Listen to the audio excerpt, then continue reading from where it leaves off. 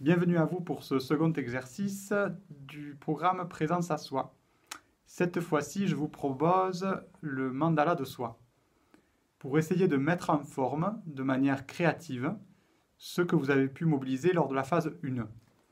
Pour ça, il vous suffit d'imprimer les documents qui sont joints à cet exercice, qui sont différentes formes de mandala.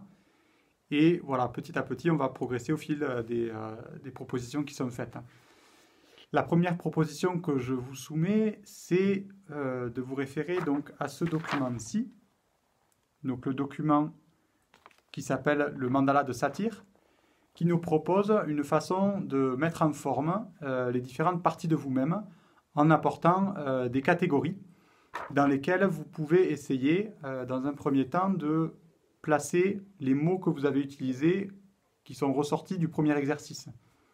Je vous montre en fait un exemple par rapport à l'exercice que j'ai fait pour moi-même. Voilà. Essayez de placer les mots dans les différentes catégories pour donner une première vision un peu plus graphique de ce que vous avez pu trouver au premier exercice. Je vais peut-être détailler un peu plus les catégories pour m'assurer que vous compreniez bien. Les différentes parties de votre self, donc de votre personne, vous qui agissez et pensez, peuvent être dans un premier temps contextuelles. C'est en fait ce qui change en vous ou de vous en fonction de là où vous êtes ou avec qui vous êtes. Il y a votre partie nutritionnelle, c'est votre relation à la nourriture, qui est parfois plus ou moins volontaire. Il y a votre partie émotionnelle, donc voilà ce que vous ressentez d'émotion, de tristesse, de joie, de colère, de peur, de honte, etc. Votre partie spirituelle, qui concerne davantage votre connexion au subtil ou au monde d'une façon plus générale, qu'il s'agisse d'une religion ou pas.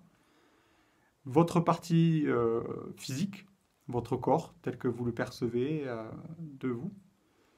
Votre partie interactionnelle, qui est vraiment celle qui va entrer en relation avec les autres, la façon dont vous vous comportez avec eux. Et cette partie intellectuelle, voilà, le mental qui réfléchit, qui est logique, qui analyse. Et cette catégorie sont une façon, voilà, de regrouper ce que vous avez pu écrire de vous-même en premier exercice.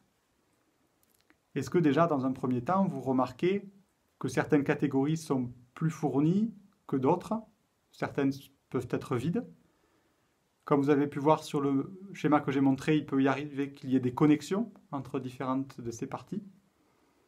Voilà. Cette première étape, on reprend les éléments du chapitre 1 qu'on essaye de mettre en forme. Et pour la seconde étape, je vous propose cette fois-ci de vous munir de crayons de couleur et ou de feutre ou de pastel, voilà, de ce que vous préférez pour mettre en couleur. Et d'imprimer, alors pas forcément tous les mandalas, mais en tout cas celui qui vous attire.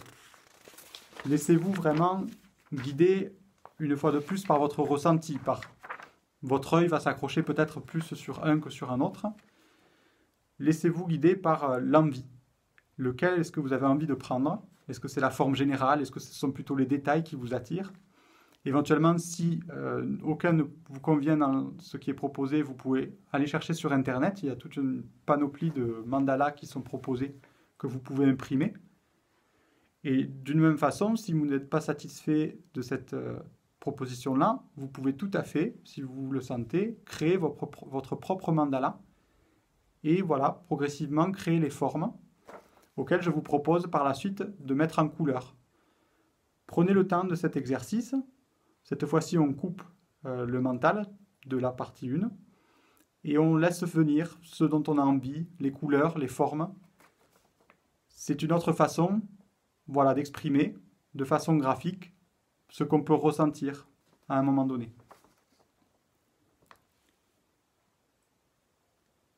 Et parfois, effectivement, vous vous rendrez compte qu'il y a différentes parties de vous-même qui peuvent être en relation, comme je le disais tout à l'heure, de façon apaisée ou parfois en relation de façon plutôt conflictuelle.